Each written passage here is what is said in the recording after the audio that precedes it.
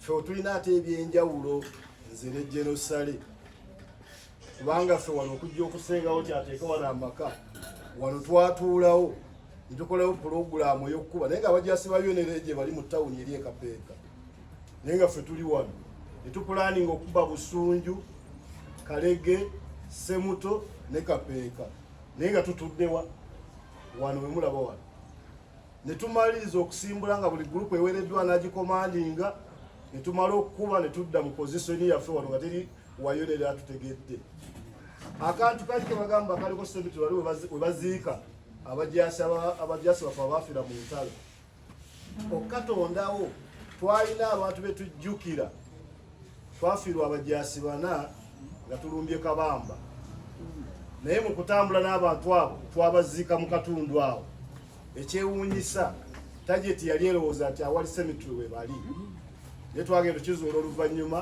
nga awali factory eyo ekola toilet eya Wawi we baali baziikiddwa kuba twagenda Wawi yali esima weneeteeka gaasi negwa ku mirambo giri gye twali tulowooza tuginoonyeza okuli omusajja bayitanga lwa Kampala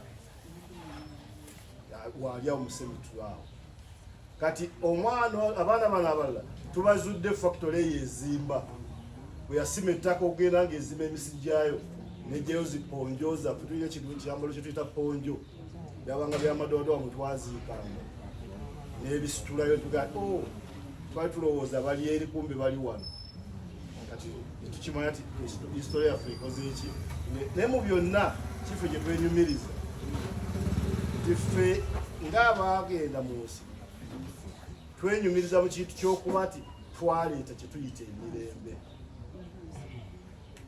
era ffe twalwana twagenda mu nsiko ng'amagye ga Uganda agaaliwo obudde obwo gasobya ku bakyala gatta abantu gasobola okubba buli kibi kyonna kye baba balabyeko naye nga mujaasi wa gavumenti fe abamu n'okudduka awaka okuyingira kyavanga ku mbeera ezaawaka omujaasi yamalanga okusoba ku maamawo mwe n'abaga mukube mu ngalo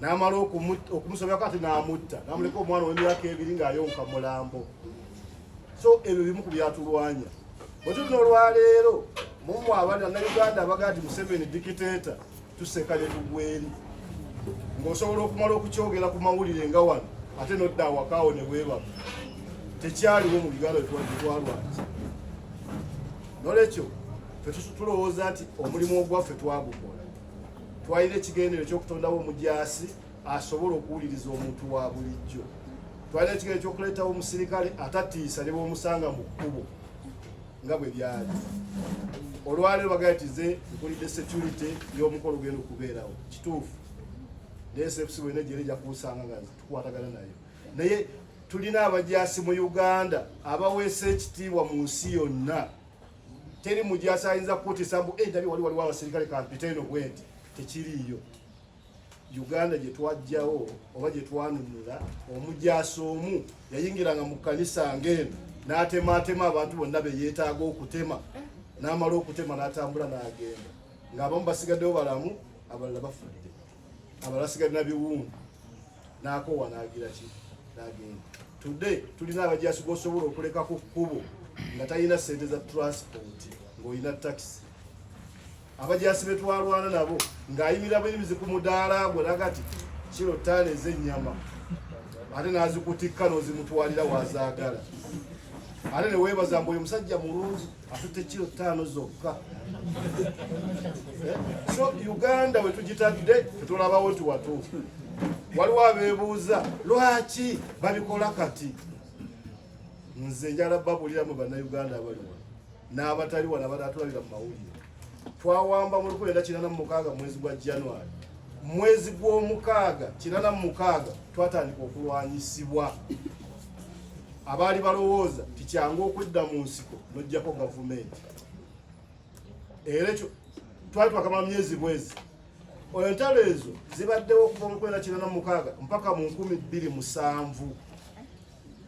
mu 2007 Uganda beefunye okuwummula okw'emmundu fabamu tukulidde mu mmundu banze ku myaka 12 bwe nayingira ne bwe twawamba saabeerako mu Buganda Buganda akomyewo mu 1980 okuddako wano mu area eyitibwa Buganda 98 okuddako wano naye northern area ebadde erwana Teso region erwana Kasese erwana bonna nga balwanya kujja Kookie kyali kizibu okulowooza ku byamakolero ng'abamundu bakyasimbye kuuli kati 27 ensi lweteredde border to border ng'osobola okuba n'otuuka eggulu nga tosanze road block ekusaba kyayi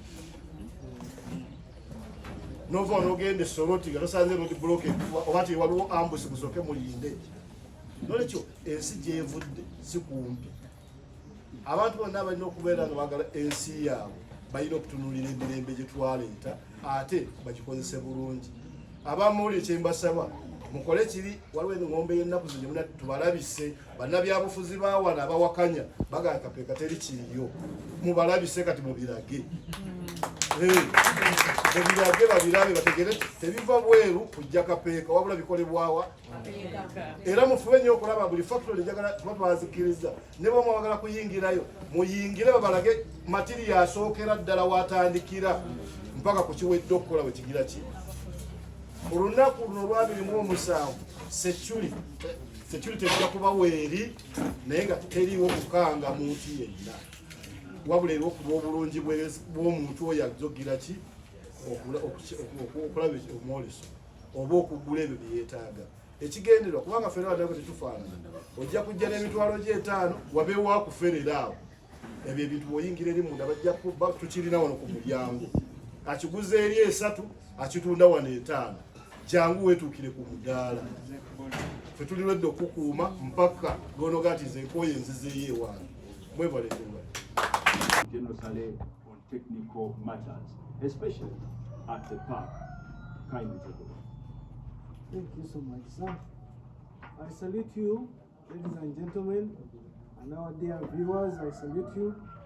I welcome you to Namukekera. As you all know, this area was a war zone.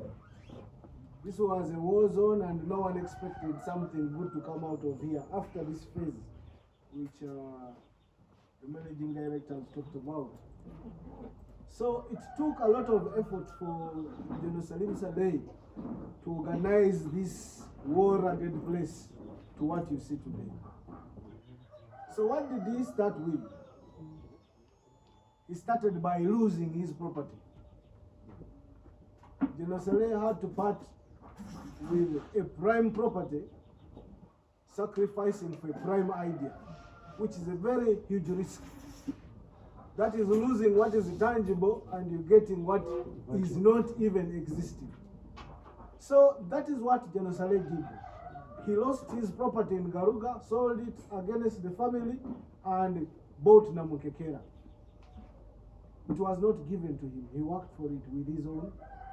So having bought Namukekera, which was a war-rugged place where they had fought, because they had been in the bushes. So he wanted to do a transformative project for the people of Greater Luweero with a history of what had happened in the war.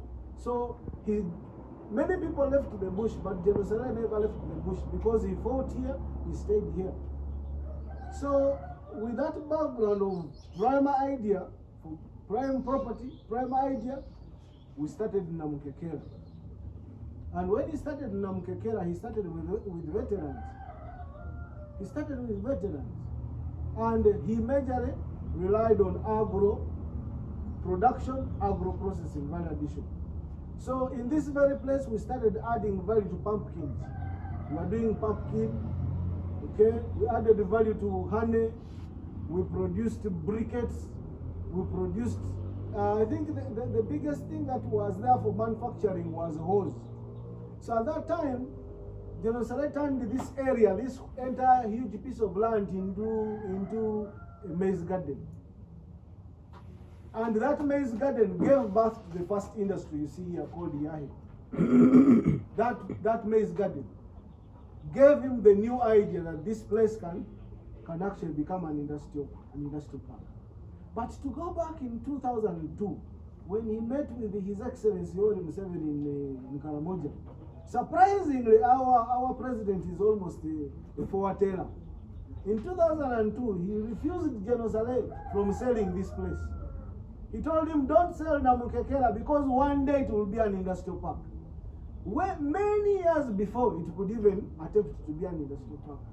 So today we are here and it has come to pass. So he started the Namukekera Rural Industrial Center model. And in that model, that's where we're adding value to all those agro products. Now, a time came when Yahe had been started. He got a new idea. So in order to attract investments, he sold this entire piece of land for $1. So he gave away this huge chunk of land for $1. But this is called the $1 equation. That $1 attracted the Chinese investment. Many of you would have said, let him sell the land and get the money. But what he did, he said, here is my land, build factories, but for every product you produce, I have a percentage. Now, that made General Saleh a financial engineer because his returns on investment are generational.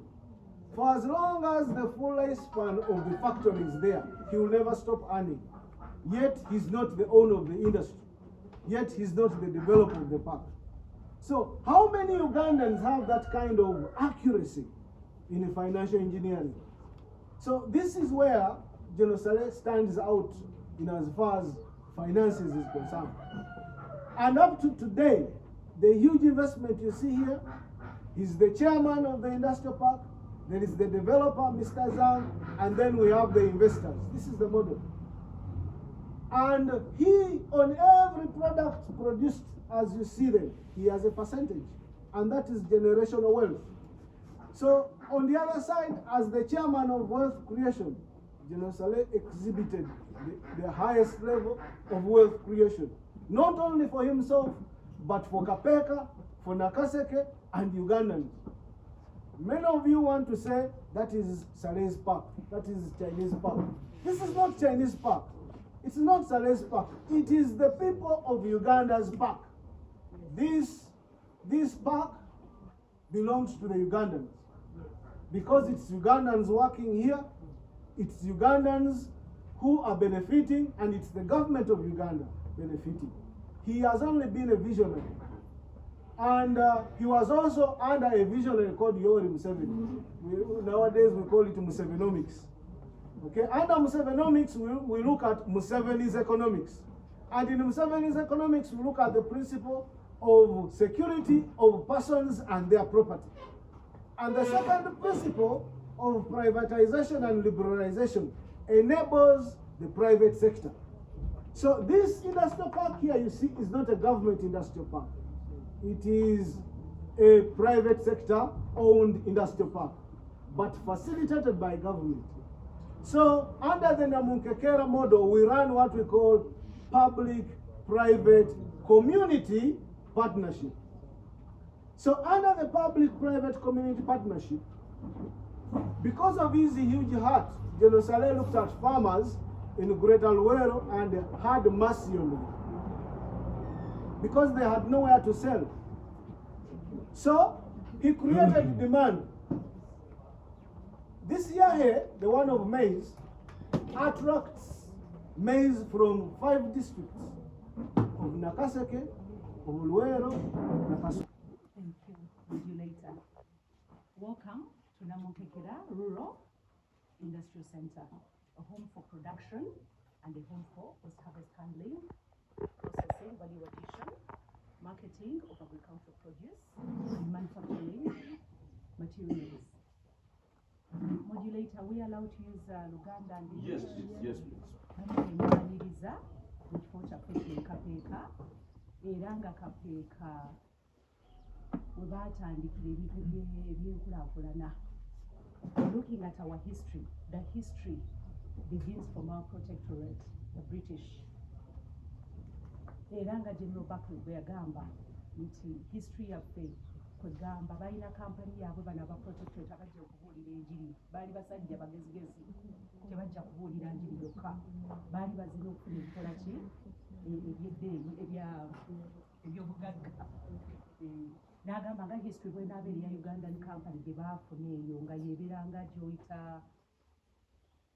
special purpose vehicle yeyali ebakuŋŋaanira ebintu byabwe bakuŋŋaanyiza ebyo bagenda bafuna so era n'abigadinga nti eyandibadde nga history yaabwe eya Uganda. The protectorate came in and introduced the use of private capital, the influence which helped us in the developing of Uganda. And the protectorate at the beginning, they came in at inception with their key interest was education, health, business and governance. They realized in London in 1903 that it was important to come up with this Ugandan company that would encompass or, hold these ideas that they had as they were going along. So under the Church Missionary Society, they came up with the Ugandan company, and its main objective was to overlook and develop more. We realize also that under them, there were gentlemen in 1907. I'm trying to give you a narrative how Kapeka came about to be an industrial center. Actually, if at all, the first one in Uganda, we should appreciate that. And in 1907, Mr. Blaydon was a skilled rubber planter, and Mr. Wilkerson from Canada came in and they started developing the Ugandan company.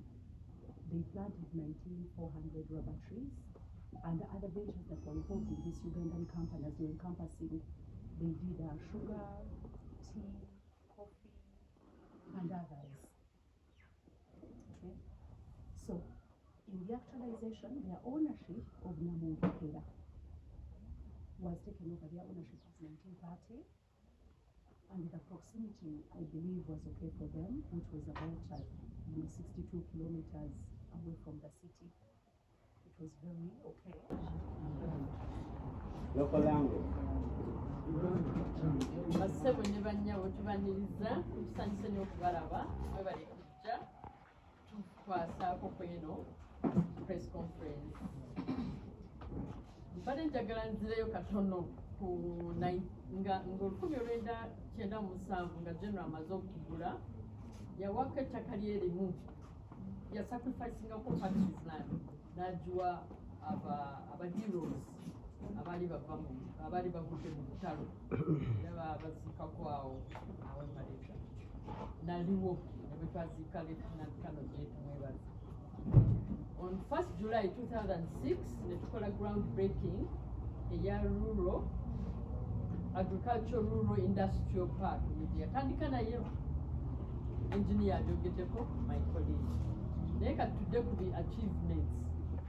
Ekifo kino kitransforminze kidevelopinze kati mulimu industries abiri mu operational 28 industrial industries have been set up abiri mu 8 era operationally is 19 jazira bamuze okutandika ekyo kireetedde enkulaakulana Kapeeka, Luweero and the rest of Uganda. Kubanga buli kimu kye mulaba wano abakolamu abantu abawera almost 1,000 bava mu districts endala all over the country. They are not only from Kapeeka. Ate mu Kampala tukakati twagala tuleete awareness tulage ebintu ebirimu bye babadde tebamanyi. Ndowooza nammwe abasinga mbadde temanyi nti waliwo ceramics mubadde muwulira goodwill tiles naye nga tulina ebintu bingi. We have the dry fruits nga mangoes, pineapple, kakati tugenda kubalaga brand awareness, brand visibility, brand positioning and promoting our products in the market. We are utilizing only 20% of the area. Tulinawo more area abantu basobola okukola ki okweyongera okuleeta industries endala. Ekirala tubadde tulina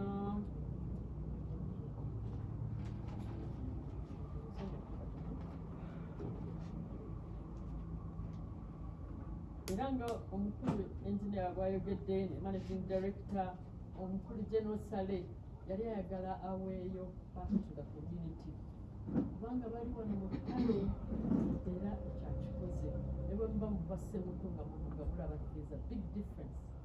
The whole place has developed and grown. Era we expect more. We are now celebrating a transformation. Twagala okulaga abantu genocide ne visionary ye he put it in place. Ate kyava ne ku president ali predicting kiki nti wano wajja kuva mu industry z'amaanyi. Sina bingi ebyokwogera naye nsanyusa okubalaba era twagala okubalaba. Tusanyusa okubalaba basebolebanyabo nansonyiwa eddoboozi lyange ekitono ate mukimanyi ndi shy in front of the camera kanfuna obugumu nsobole okwogera. Tusanyusa okubalaba ekapeeka mu industrial park. Eno paaka yaffe bannayuganda yaffe ffenna tukoowoola buli munnayuganda ajja alabe ebikolebwa ekapeeka.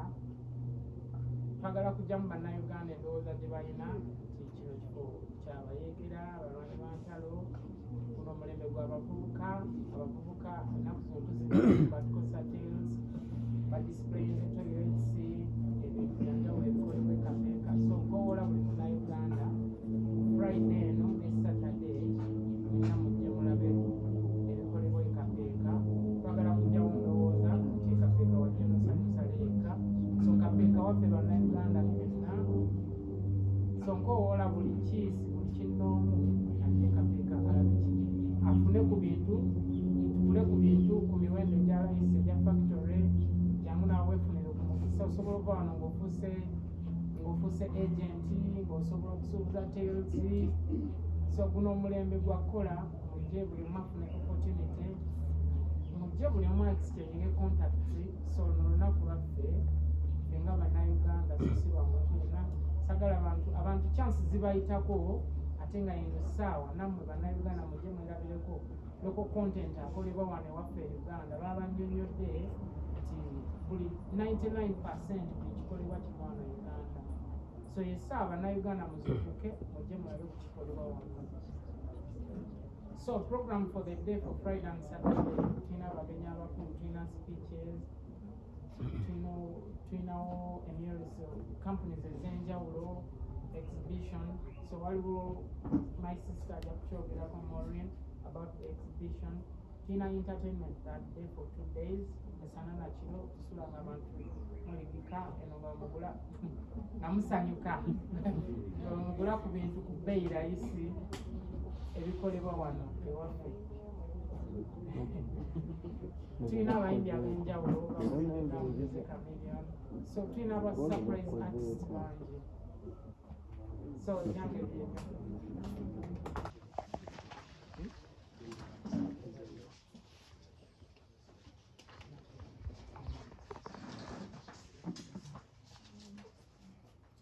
All right, ladies and gentlemen, a very good afternoon to you. Welcome to Kapeeka. I don't know, is it your first time here or you've been here before? Sam, by show of hands, who has been here? Who has just joined us like today? Very first time? You are welcome. Feel at home. To start off this press conference, I'd like to introduce myself. My name is Daniel Irish Kanyerezi, a veteran journalist, radio presenter, and I've been honored and delighted with the privilege of moderating this press conference. Basebo ne banyabo tugenda kukozesa ennimi bbiri, tugenda kukozesa Oluganda, tugenda kukozesa Oluzungu, naye nga mu byonna tugenda kubanga tuwuliziganya era nga tutegeeragana. Omulamwa ogutuleese, or probably the reason as to why we are here, tuli wano olwa Napil Trade Show. Napil Trade Show muze mugiwulira emyezi egiyise ku radio, ku TV, abamu muze mugigoberera ku TikTok, naye nga abamu temutegeera kiki ekigenda mu maaso. Trade show nyingi zitegekeddwa naye ate eno yanjawulo. Yanjawulo mu ngeri nnyingi nnyo kubanga eno egenda kwolesa nnyo ebintu ebikoleddwa wano ewaffe. Trade show nyingi ze tulabye nga ebintu butuufu bye tulaba biva bweru ne baleeta wano. Naye wano bino byaffe bikolebwa wano Kapeeka Namunkekera. kati basebo ne banyabo obutagenda wala nnyo ngenda kutwala ku budde obutonotono nyanjule buli muntu ali wano mu maaso ate tugende mu maaso tubabuulire kiki kye tutegese tubabuulire enteekateeka egenda kuyimirira etya ate era tukwate ne ku bibuuzo byammwe. So ladies and gentlemen, I'd like to take some time off to briefly introduce the special or key people who are with me right now, and a little later on they'll be providing a bit of context on what we have organized for the NAPIL trade show. So ladies and gentlemen, I'd like to start off with our Managing Director, NAPIL, that is Madame Jocelyn Kenyana. Kindly wave to our people so they see you. That's our MD. She'll be speaking to you moments from now. We also have Engineer Ronald Chibuka Sempebwa, and Engineer Ronald Chibuka Sempebwa is the Executive Assistant to General Sale on technical matters.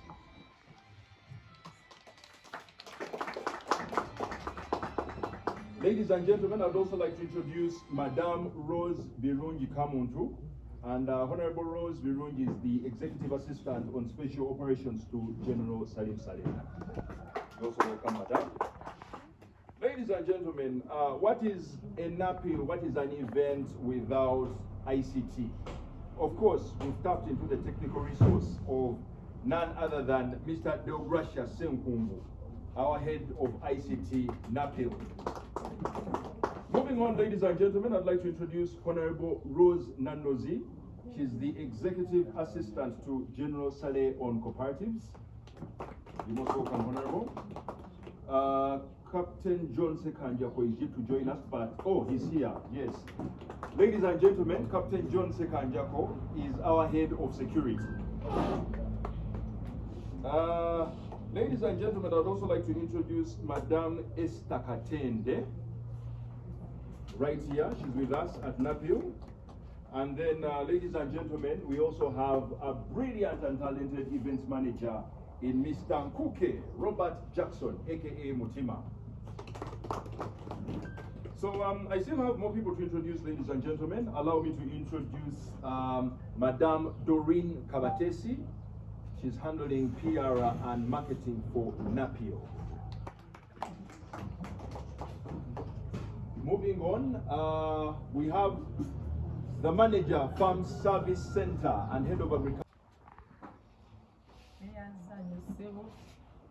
N'abamawulire mwenna abazze tusanyusa okubalaba era mutwalire ddala amawulire gatambule ensonga lwaki tuteekateesezza omukolo guno asuubire oluganda lugenda kukola oba mulugero ebasebo ensonga enkulu tuteekateekesa omukolo guno bwe buvunaanyizibwa bwaffe nga NAPIL. Ndowooza a director waffe yayogedde dda wa NAPIL nti ffe tukwanyaganya oba tukwataganyisa industrial park ne services endala, external services, okubanoonyeza maketi, okubatuusa kwe batasobola kwetuusaako. Abachina abasinga tebamanyi lulimi, beegola oluchina, tebamanyi luzungu. Kati factories ezimu osanga bakozesa oyogera kyogera ne bakuvunulira ku ssimu, so kitegeeza nti basobola kwetuusaako marketing ffe gye tukola. Ekigendero ekikulu kyekyo kya trade show okulaba nti products zino zireme okukolebwa ne zituulawo mu factories. Mu office ya General Sale eno siri secretary kyokka naye nvunaanyizibwa n'okulambuza abagenyi ba General Sale baba asisinkanye ng'ayagala balambule industrial park nze abatwala. So osanga ebiseera ebisinga nga tebamanyi nti ebintu ebyo bikolebwa wano, buli omu atuuka nga yeewuunya.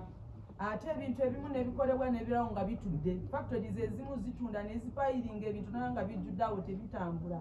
Ate ng'abantu bali bize bakola ki? Bimpootinga ebintu by'ebimu ebikolebwa ekapeeka. So nze nzikiriza nti eno trade show ng'ekirowoozo kya NAPIL bwe kyabadde nti bwe tunakola trade show eno egenda ku attractinga abantu bangi okujja okugula ebintu bino ate balekeraawo okugula ebweru. Nga president we yayokera ekololo nti to discouraging ennyo imports, promoting factories zaffe zikolebwa wano mu Uganda, tugule ebintu ebikolebwa wano. Naye abamu tetubavunaana kuba tebamanyi. Omuntu omugamba nti toilet zikolebwa ekapeeka nga kweri tiles ziguze goodwill ddala zivaawo ekapeeka. So y'ensonga lwaki buli omu jangu weerabire ebintu bino bikolebwa ekapeeka era bigenda bitundibwa mu bbeeyi ntono, tugenda kuba tubitunda mu bbeeyi ntono mu trade show eno. Kyetuva twagiyise trade show and bazaar. Namunkekera trade show and bazaar twagala tutunde ku bbeeyi ntono, buli omu yeetwalire ekintu ekyo akitestinga alabe nti kigumu ddala quality nnungi. Toilets zaffe, tiles zaffe tutestinga amayinja nga tetunabakola ki kugakozesa ne tulaba nti quality ennungi. Nali nnyonyoddeko last week nti bakola ng'ebintu biringa pancakes n'ozikuba wansi sound evaamu ekulaga nti nejinja liri good quality oba si good quality. Tukozesa feldspar, white marble, kwasi, lime, clay okukola bino bye tukola mu tiles ne toilets. Ezo ze leading factories zaffe wano kubanga tetwa-outsourcinga resources oba materials. Tetugula bikozesa bwebi, tubigula wano mu Uganda. Kyova olaba zezisingayo okukola ssente ate nga factories endala tuimportinga raw materials. Naye goodwill ne Wawi Toilet Factory bye tukozesa tubigula wano mu Uganda. So mwe abalina amayinja batamanyi mugaso gwako nga mujje mugakebere muyinza okufunamu obwanana bw'ensimbi ne mufuuka bannagaga. Ebintu tubigula wano mu Uganda nga bwe mbawulidde ku lwa factories ezebbiri. So mujje tugule ebintu ebya omutindo gwa waggulu gwe mubadde temumanyi oguli wano ekapeeka. Bbeeyi egenda kuba ng'eri wansi nnyo nga buli omu asobola okugula ali interested. Mwebale nnyo.